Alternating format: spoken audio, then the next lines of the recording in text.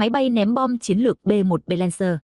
Quá trình hình thành, các thông số kỹ thuật chính và vai trò tác chiến, một trong những biểu tượng sức mạnh không quân Hoa Kỳ.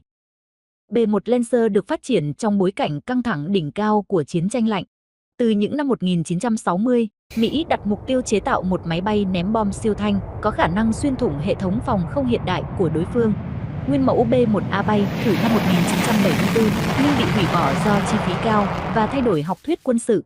Đến đầu thập niên 1980, chương trình được khởi động lại với phiên bản B-1B, tập trung vào khả năng bay bám địa hình ở độ cao thấp, giảm tín hiệu radar và tăng hiệu quả tác chiến thực tế.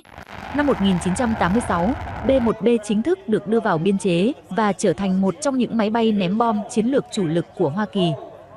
Về kỹ thuật, B-1B có chiều dài khoảng 44,5 m, thiết kế cánh cụp cánh xòe giúp thay đổi sải cánh từ 24 đến hơn 41 m, tối ưu giữa tốc độ và tầm bay.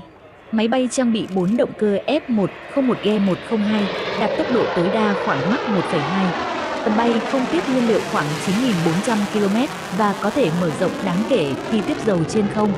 Điểm nổi bật nhất của B-1 là khả năng mang tải trọng vũ khí lớn, lên tới khoảng 34 tấn, bao gồm bom dẫn đường chính xác, tên lửa và nhiều loại vũ khí tấn công tầm xa.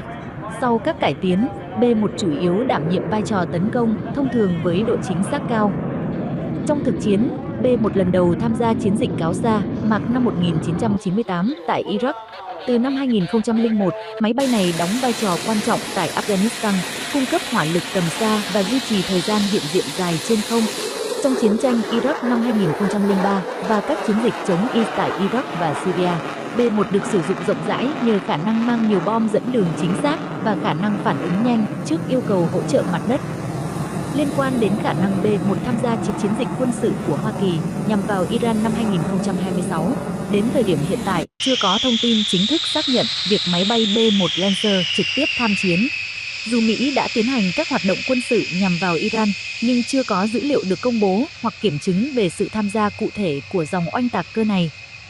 Tuy nhiên, xét về năng lực tác chiến, nếu được triển khai, B-1 nhiều khả năng sẽ đảm nhiệm vai trò tấn công tầm xa bằng vũ khí dẫn đường chính xác cao, chế áp hệ thống phòng không và đánh vào các mục tiêu chiến lược từ ngoài khu vực phòng thủ dày đặc của đối phương. Việc B-1 nhiều lần được điều động đến Trung Đông trong các giai đoạn căng thẳng trước đây cho thấy đây vẫn là một công cụ răn đe và biểu dương sức mạnh quan trọng của không quân Hoa Kỳ trong khu vực.